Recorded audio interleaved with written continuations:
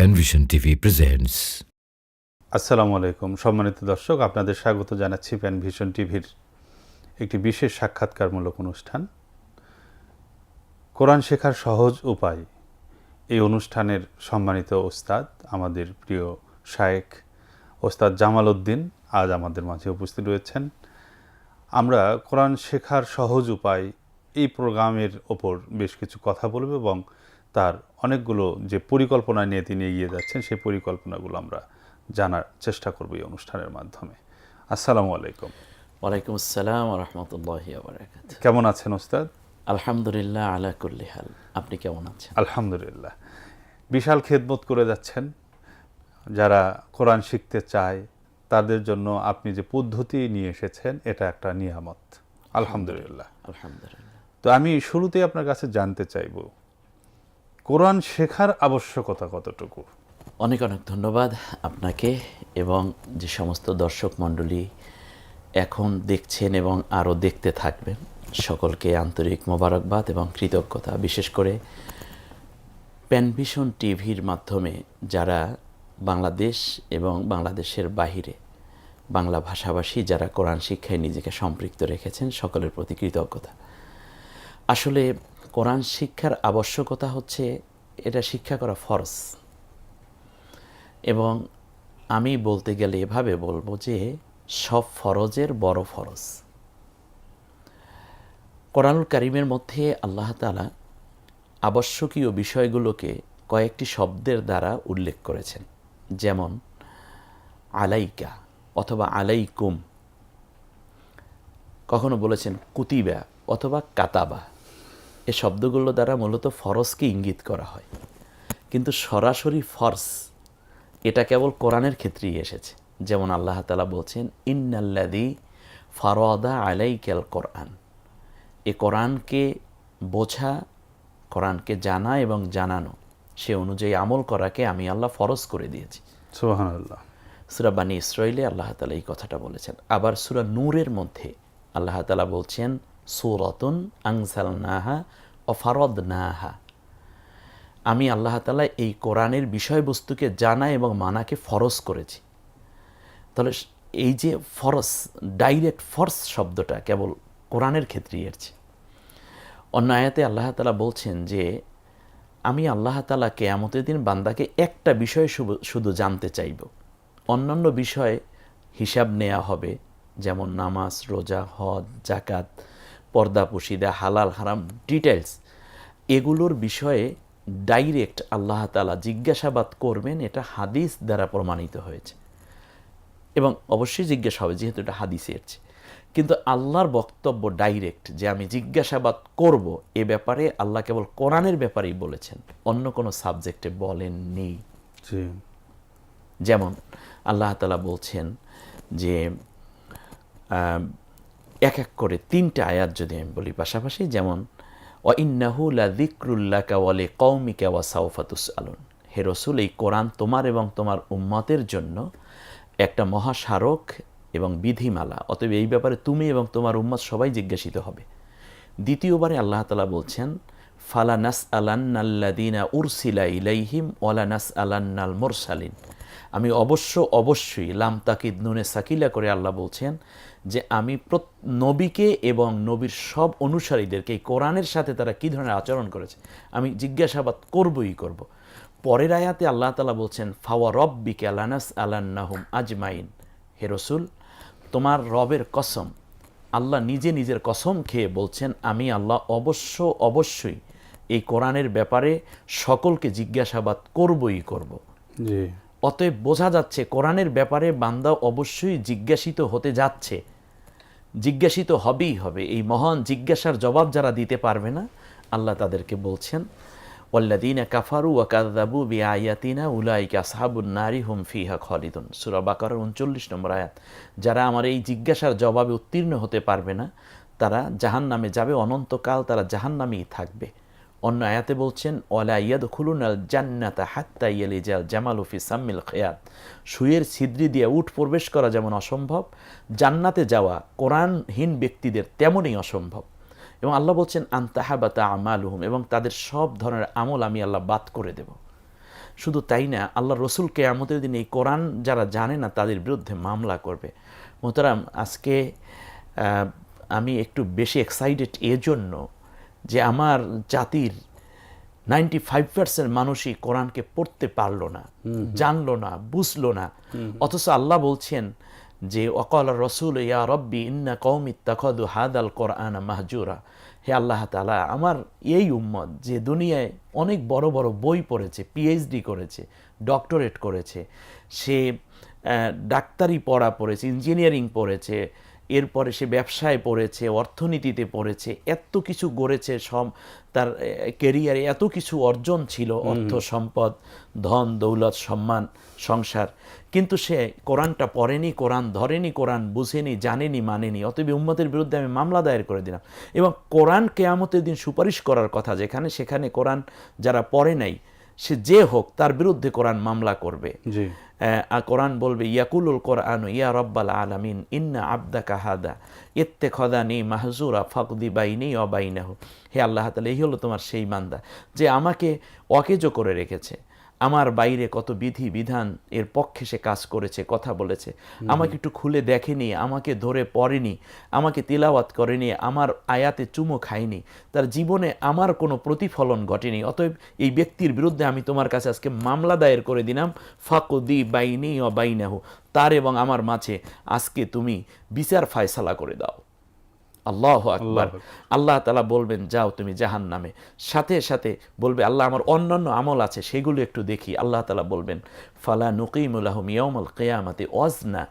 সূরা কাহাফের 105 নম্বর আয়াতে আল্লাহ তাআলা বলছেন যে তখন আল্লাহ তাআলা তার আমলের কোনো অংশই মাপবেন না, বিনা হিসেবে তাকে জাহান্নামে নেওয়া হবে। ইয়াউমা নাহশুরুম আলা উজুহিম উমিয়া ওয়া বুকমা ওয়া সুম্মা, তাকে অন্ধ করে এবং বোবা করে, সর্বোপরি প্যারালাইজড করে, মুখের উপর ভর দিয়ে দিয়ে জাহান্নাম পর্যন্ত নেওয়া হবে।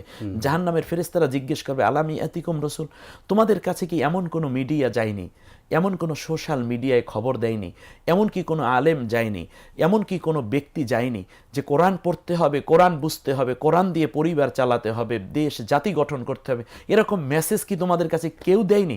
তখন তারা বলবে কলু বালা, হ্যাঁ গিয়েছিল, কিন্তু আমরা এগুলো কোনো ভ্যালু দেইনি। তখন তাদেরকে জাহান্নামে ফেলে দেয়া হবে।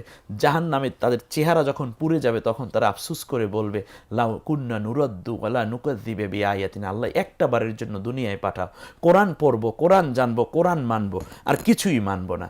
তখন আল্লাহ তাআলার কাছে আফসুস করে তারা বলতে থাকবে হারে লাউ কুন্না নাসমাউ আও নাআকিলু মা কুন্না ফি আসহাবিস সাইর।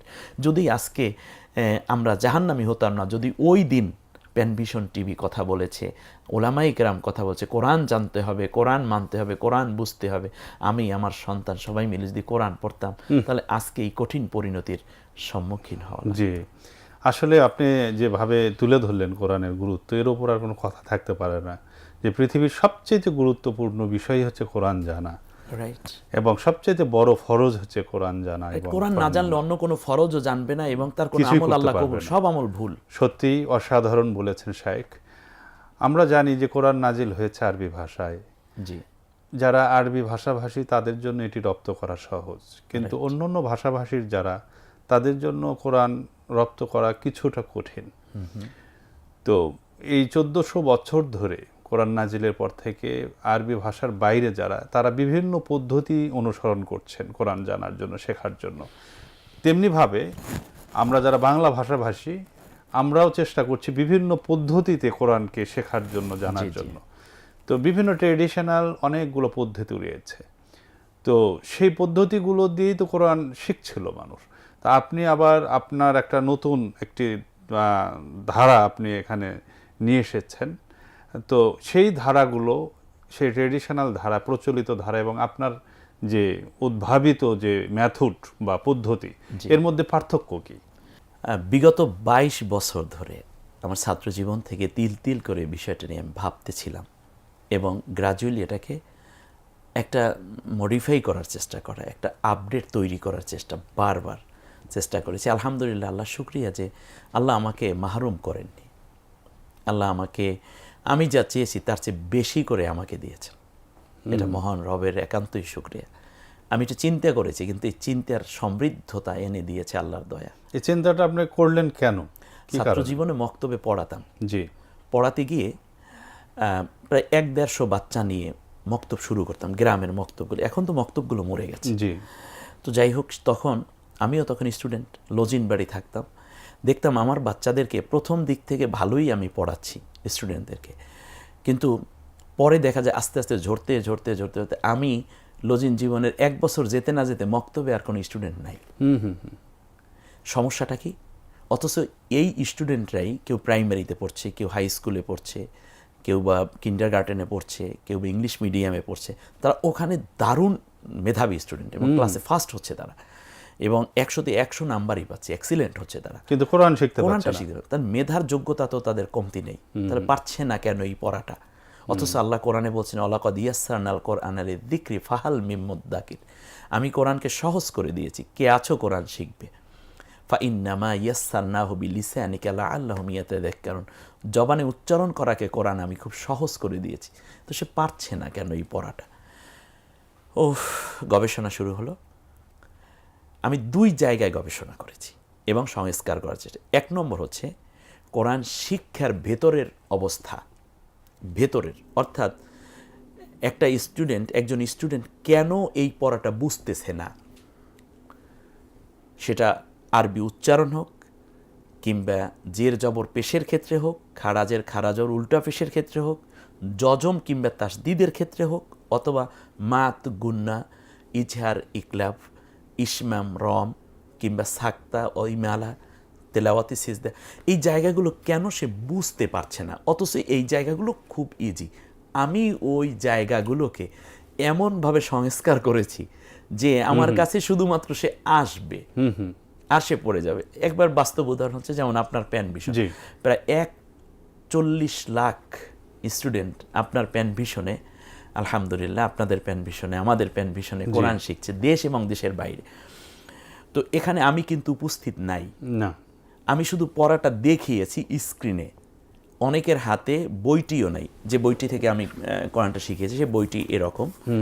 দর্শকরা তো এটার অনেক অর্ডার করছে এবং বিভিন্ন সময় আমাদের কাছে ফোন আসে। তো এই বইটা ওস্তাজ নাই, অথচ এরপরেও সে কোরআন তিলাওয়াত করছে, এবং তিলাওয়াত করে সে আবেগে চোখের পানি ছেড়ে, যে মনে হয় যেন বাকরুদ্ধ হয়ে যাচ্ছে, একটু ফোন করে ওস্তাজকে জানানোর জন্য অথবা অন্যকে শেয়ার করার জন্য।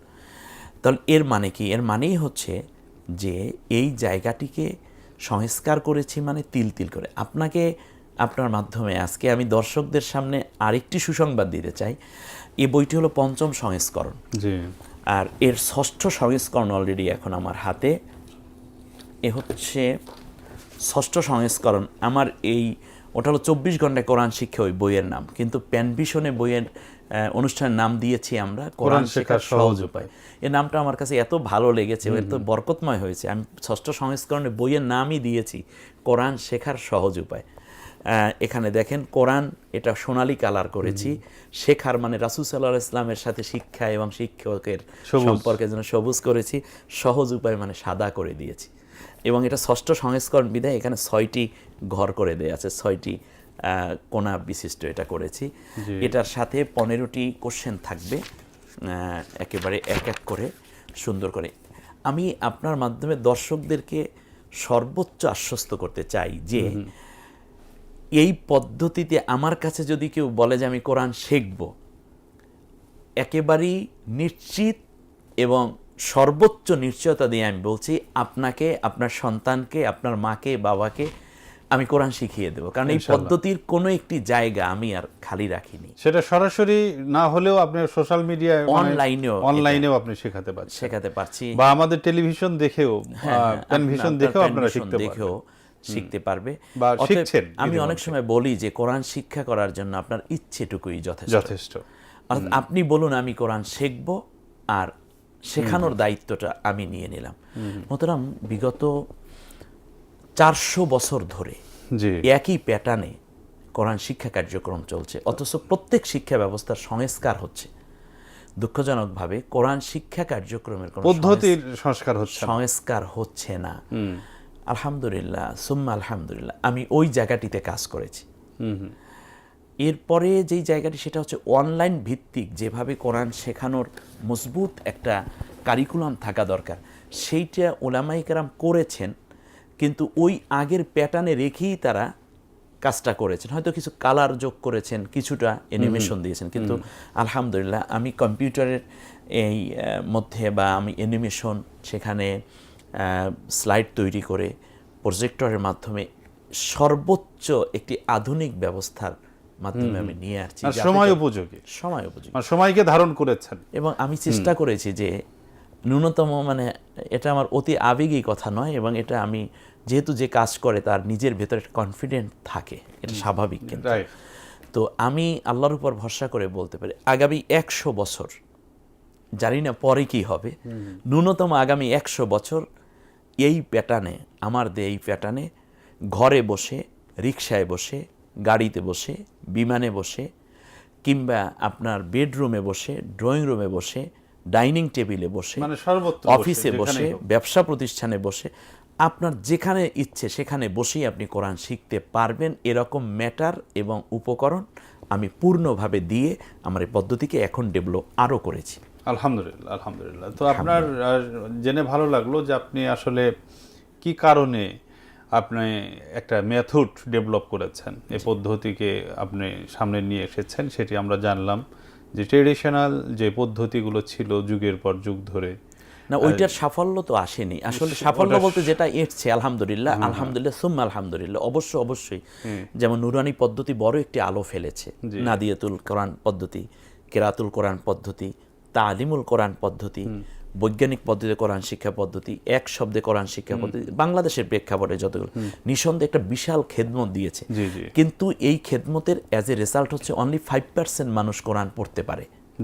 কিন্তু বাংলাদেশে তো অন্য শিক্ষা বিস্তার হয়েছে প্রচুর, তো কোরআন শিক্ষা বিস্তারটা এত কম রয়ে গেল, এসে আটকে থাকবে, এটা কেন আটকে গেল?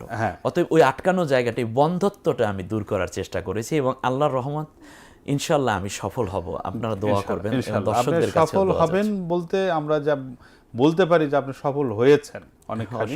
সাফল্যটা হয়তো আলহামদুলিল্লাহ, এটা আল্লাহ তাআলা আপনাকে অনেকখানি এগিয়ে নিয়ে এসেছেন, এটি আল্লাহর অশেষ মেহেরবানি। তো আমি এই প্রেক্ষাপটে আরেকটি বিষয় একটু জানতে চাই। এই যে ট্র্যাডিশনাল যে পদ্ধতিগুলো আপনি বললেন, অনেক আগে থেকে যেগুলো 400 বছর ধরে বা আরও আগে থেকে যেগুলো চলে আসছে, এর আলোকেই কিন্তু এখনো মক্তবগুলো চলছে, অসংখ্য মক্তব চলছে। তো এই মক্তবগুলোর এখন বর্তমান অবস্থা কি এবং এর ভবিষ্যৎটা কি, এই বিষয়ে যদি চমৎকার একটা, খুব একটা বেদনাদায়ক প্রশ্ন। জবাবটা দেওয়া আমি কতটুকু পারবো জানি না, তবে এতটুকু বলবো, একটি শিক্ষা কতটুকু সাফল্য লাভ করেছে তা নির্ভর করে স্টুডেন্টদের উপস্থিতি, আগ্রহ এবং তাদের সাফল্যের উপরে। আমরা কতটুকু ডেভেলপ হতে পেরেছি। বর্তমানে বাংলাদেশে প্রায় 4 লক্ষ মসজিদ আছে। মক্তব শিক্ষা ব্যবস্থা, ইসলামের বুনিয়াদি এই শিক্ষা ব্যবস্থার জায়গাটা এখন ধ্বংস প্রায়। গ্রামের মক্তবগুলো এখন আর শিশুদের কোলাহলে মুখরিত হয় না, ওস্তাজও নাই। মক্তবগুলো আর দাঁড়াবে না যদি নতুন কোনো প্যাটার্নে শিক্ষা ব্যবস্থা এনে না দেওয়া হয়, পদ্ধতি যদি পরিবর্তন না করা হয়। বাচ্চাগুলো এখন বেশিরভাগ স্টুডেন্টরাই হচ্ছে অনলাইনমুখী, এবং তারা এখন ইন্টারনেট জগতে ঢুকে পড়েছে। অতএব আমাদেরকে এর ভিতরে কোরআন শিক্ষাটাকে ঢুকিয়ে দিতে হবে। সেই জন্য প্রত্যেক শিক্ষা পদ্ধতির আবিষ্কারক কিংবা মেহনতকারীকে চিন্তা করতে হবে কিভাবে আমি এই বাহনকে অন্যের হাতে, এই বাহনে অন্যকে তুলে দিতে সহজে তুলে দিতে। মক্তব শিক্ষা ব্যবস্থায় অনেকগুলো ত্রুটি থাকার কারণে এটা হয়নি। 1 নম্বর বলি, শিক্ষকের দুর্বলতা। সেটা হচ্ছে যিনি শিক্ষক হন তিনি ওই মসজিদ কেন্দ্রিক তো মক্তব, ওই মসজিদের ইমাম অথবা মুয়াজ্জিন, ইমাম, খতিব, মুয়াজ্জিন এরা কেউ কোরআন শেখাতে আসে না, আসেন কে? খাদেম। উচিত ছিল খতিব সাহেবের কোরআন শেখানো অথবা ইমাম সাহেবের, কারণ ইমাম সাহেব হচ্ছেন খাদেম সাহেবের চেয়ে বেশি জ্ঞানী, একাডেমিক কোয়ালিফিকেশন তার বেশি, বোঝানোর যোগ্যতা তার বেশি। কারণ কোরআনের শিক্ষক তো আল্লাহ নিজে, আল্লামাল কোরআন, আল্লাহ নিজে কোরআন শিখিয়েছেন। জিবরিল আলাইহিস সালাম কোরআন রাসূল সাল্লাল্লাহু আলাইহি ওয়াসাল্লামের কাছে পৌঁছেন, তিনি সমস্ত ফেরেশতাদের সর্দার। রাসূল সাল্লাল্লাহু আলাইহি ওয়াসাল্লাম কোরআন শিখিয়েছেন ইউ আল্লিমুহুমুল কিতাব ওয়াল হিকমাতা, নবী নিজে কোরআন শিখিয়েছেন। সেখানে মসজিদে খাদেম শেখাচ্ছে। সেখানে খাদেম, আমি বলবো এটা না যে তো- খাদেম কেন শেখাচ্ছে, খাদেমও শেখাবে, কিন্তু উচিত ছিল হেড অফ দ্য ডিপার্টমেন্টের শেখানো। জি, তাহলে তো উনি খতিব, উনি খাতেম হতেন না। ওনার বেতন হলো 5,000 টাকা, ওনার বেতন 20,000 টাকা কেন হলো? উনি একদিন খুতবা দিয়ে মাসে 50,000 টাকা পান, আর এক মাস খেদমত করার পরেও মসজিদে 5,000 টাকা বেতন কেন? এর মানে তার জ্ঞানগত quality-র কারণে, পার্থক্য জ্ঞানগত আছে। পার্থক্য। তার উচিত ছিল খতিবের এই, কারণ শ্রেষ্ঠদের হাত ধরে কোরআন এসেছে, জি। এই জায়গাটিতে একটা ডিস্টার্ব হয়েছে। দ্বিতীয় যেটা আছে সেটা হচ্ছে কারিকুলামগত ত্রুটি। 1 নম্বর হচ্ছে আপনি আপনার যে কারো বাচ্চাকে যদি ক্লাস 1-এ ভর্তি করান, ভর্তি করানোর সাথে সাথেই ওই শিক্ষার উপকরণগুলো দিয়ে দেয়া হয়, বই দেয়া হয়, খাতা দেয়া হয়, 1 বছরে সে কি পড়বে, খাতা কলম এগুলো সিলেবাস দিয়ে দেওয়া হয়, এবং একটা পরিকল্পনা থাকে শিক্ষকদের, পাঠ পরিকল্পনা। তিনি 3 মাস পরে এই পরীক্ষা নেবেন, এই অধ্যায়গুলো পড়াবেন, এবং বাচ্চাটাকে এক পর্যায়ে তিনি ক্লাস 1 থেকে 2-এ উঠাবেন। ডিসেম্বরে সে ক্লাস 2-এ উঠবে, জাস্ট প্রমোশন হবে। কিন্তু মক্তব শিক্ষায় এরকম কোনো পরিকল্পনা নেই। 7 বছরের একটি শিশু মক্তবে ওই কায়দা নিয়েই বাস যাচ্ছে। শেষ গেল। এইটা পরিকল্পনাহীন এক শিক্ষা ব্যবস্থা। হুজুর 20 বছর ধরে পড়াচ্ছেন, আর বাচ্চা ওই 20 বছর বুড়ো হয়ে যাচ্ছে, কিন্তু এরপরেও সে আর কোরআন পড়তে পারলো না। দ্বিতীয় যেই সমস্যা আছে, শিক্ষা পদ্ধতি একরকম না। নুরানি পদ্ধতি একরকম, তালিমুল কোরআন পদ্ধতি আরেক রকম, কেরাতুল কোরআন আরেক রকম।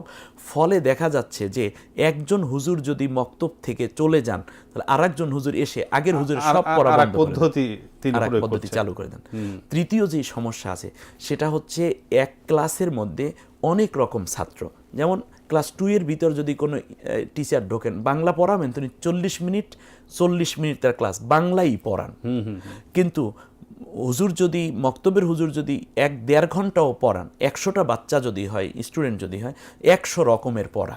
কেউ হয়তো আজকে মাত্র আলহামদুলিল্লাহ সূরা নিয়েছে, কেউ হয়তো বা আত্তাহিয়াত পড়ে, কেউ দুরূদ শরীফ পড়ে, কেউ দোয়া কুনুত পড়ে, কেউ কোরআনের সবক নিয়েছে, রান হচ্ছে না। 100 রকমের পড়া 100 জন। আর হুজুর যদি 120 মিনিটও পড়ান, 2 ঘন্টাও পড়ান, তাহলে 120 রকমের পড়া তাকে পড়াতে হয়। বাচ্চারা 1 মিনিট করে হুজুরকে পায়। তো 1 মিনিট করে হুজুরকে পেলে এই পড়া কোনোদিন কি সম্ভব? না, এটা একটা বড় ত্রুটি, বড় ত্রুটি।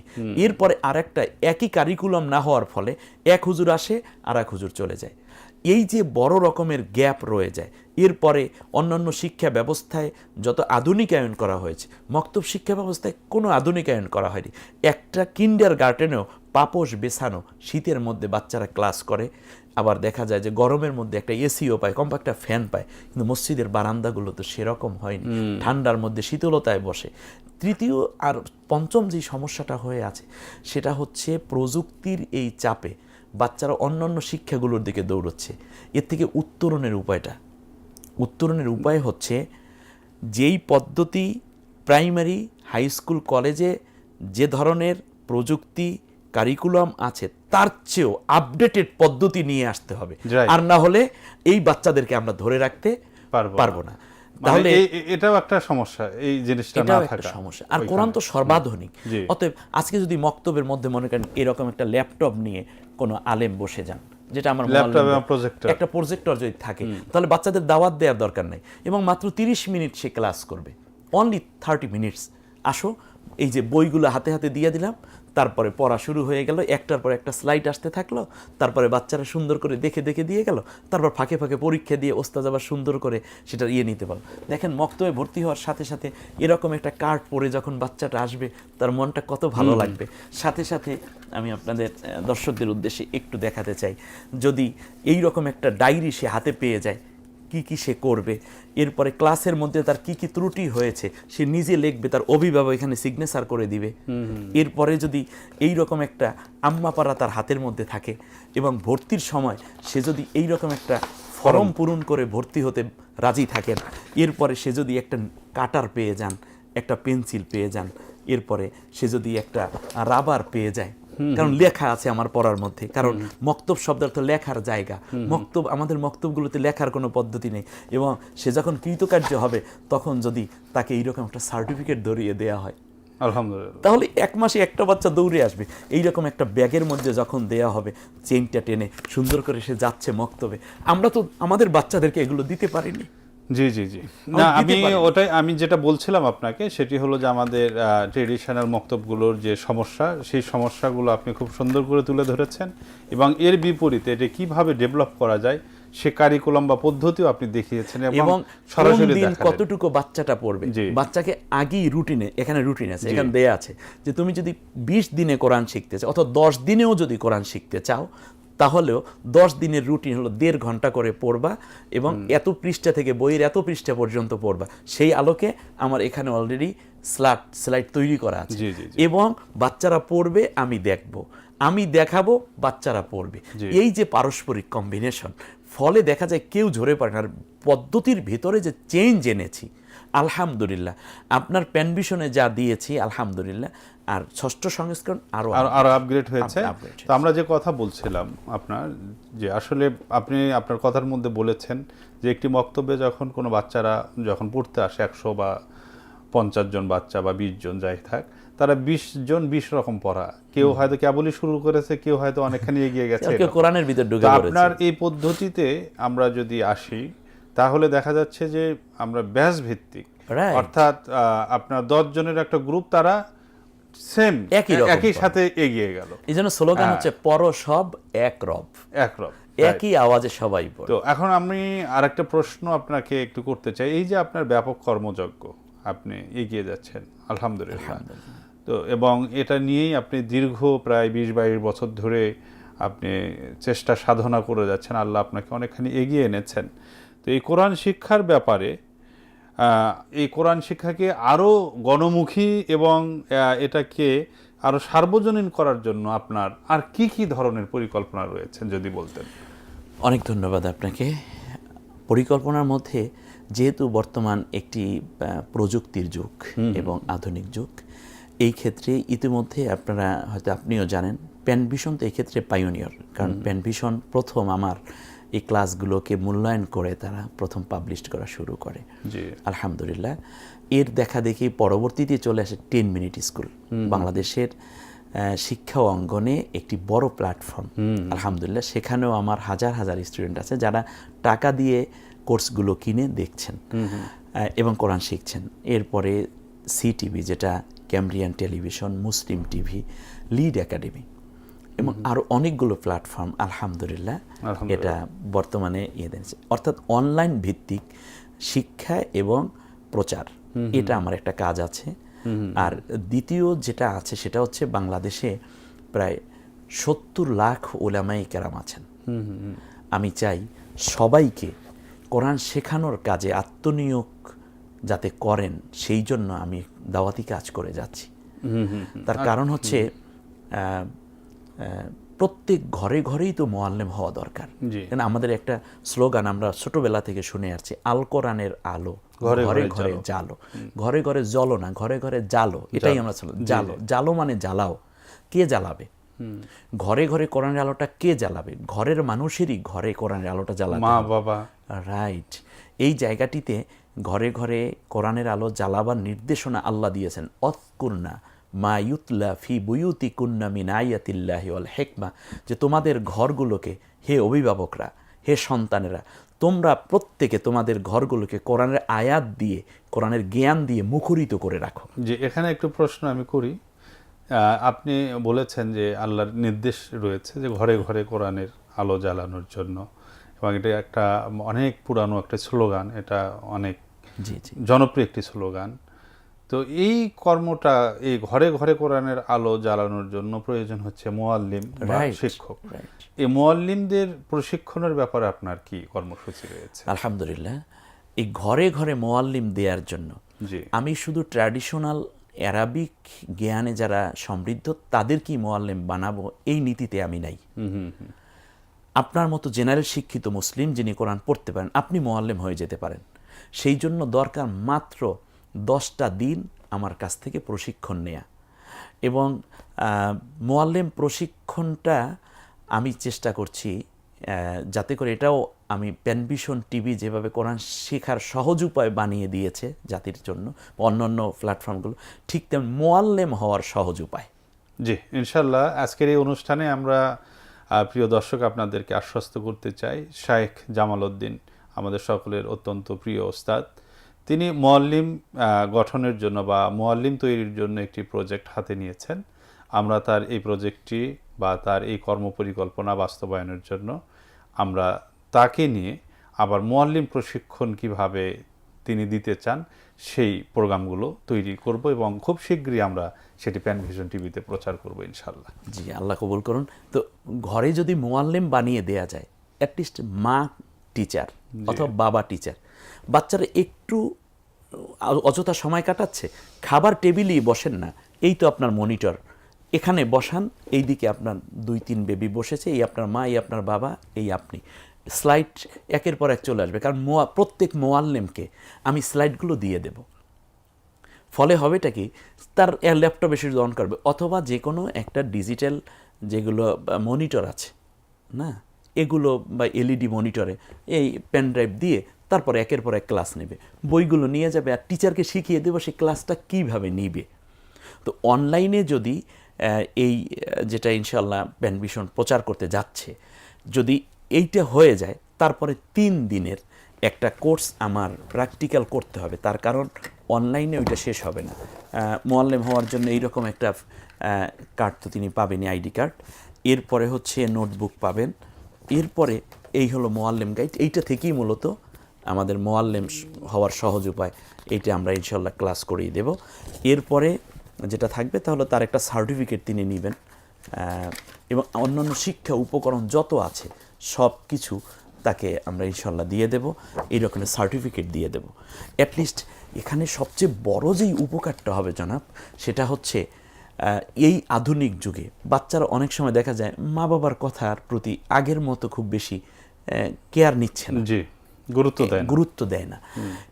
এখন যদি মা হন মুআল্লিমা, একদিকে মা আর একদিকে শিক্ষিকা, অথবা একদিকে বাবা আর একদিকে শিক্ষক, একদিকে বড় ভাই আর একদিকে শিক্ষক, অথবা আরেকদিকে বোন অপর দিকে শিক্ষক, এটা যদি হয়ে যায় তাহলে আমাদের ঘরগুলো মমতা এবং শ্রদ্ধায় আরও বেশি সমৃদ্ধ হবে ইনশাআল্লাহ।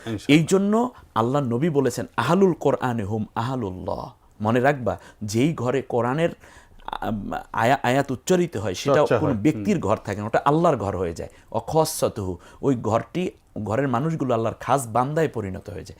অতএব এই বিবেচনায় আমি ঘরে ঘরে শান্তি যদি সৃষ্টি তৈরি করতে হয়, তাহলে অবশ্যই কোরআনের শিক্ষক ঘরে ঘরে দিতে হবে।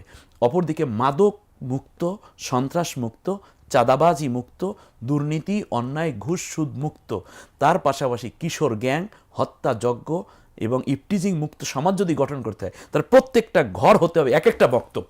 জি জি জি। আর প্রত্যেকটা ঘর যেন এক একটা মক্তব হয়, সেই প্ল্যান নিয়ে ঘরে ঘরে আমি টিচার পৌঁছে দিচ্ছি। শুধুমাত্র কাজ হবে তাদের আমার এই প্রশিক্ষণটা নেয়ার পরই, এখানে যে আমরা হয়তো স্ক্রিনে আমার সাথে যোগাযোগের নাম্বার তো একটা অবশ্যই সুযোগ করে দিবেন আপনারা, সাথে সাথে জোগাড় হয়ে 3 দিনের একটা প্র্যাকটিক্যাল ক্লাস তাদেরকে আমি ধরি, যেমন ল্যাপটপটা কীভাবে অন করতে হবে, প্রজেক্টর কীভাবে উপস্থাপন করতে হবে, কোন ক্লাসের পর কোন ক্লাস কীভাবে নিতে হবে। অলরেডি 80% কাজ তারা অনলাইনেই শিখবে, আর 20% কাজ এবং সার্টিফিকেট নেওয়ার জন্য আমরা 3 দিন ব্যাপী একটা মুআল্লিম ব্যাচ তৈরি করে দিয়ে তারপরে ঘরে ঘরে একজন দায়িত্বশীলা মা, কারণ টিচার একজন দায়িত্বশীল হতে হয়, টিচারের কিছু নৈতিক গুণাবলী থাকতে হয়। টিচার হতে হলে তাকে আল্লাহর সাথে সম্পর্ক করতে হয়। আমাদের ঘরগুলো আজকে নষ্ট হয়ে যাচ্ছে, পরিবারগুলো ভেঙে যাচ্ছে, স্বামী স্ত্রীর মধ্যে কঠিন মনোমালিন্যতা শুরু হয়ে যাচ্ছে, সন্তান মা বাবাকে বৃদ্ধাশ্রমে পাঠিয়ে দিচ্ছে, সন্তান অনেক বড় অফিসার, বাবার কাছে খবর নেয় না, বাবা বাধ্য হয়ে পিস্তল মাথায় ঠেকাই শেষ পর্যন্ত আত্মহত্যা করে, স্ত্রী আত্মহত্যা করছে স্বামীর অসৎ আচরণের কারণে, স্ত্রীর অসৎ আচরণের কারণে স্বামী আবার আত্মহত্যা করছে, কিংবা অন্য জায়গায় বিয়ে করে ঘরবাড়ি ছেড়ে চলে যাচ্ছে, বাচ্চাগুলো এডিক্টেড হয়ে যাচ্ছে।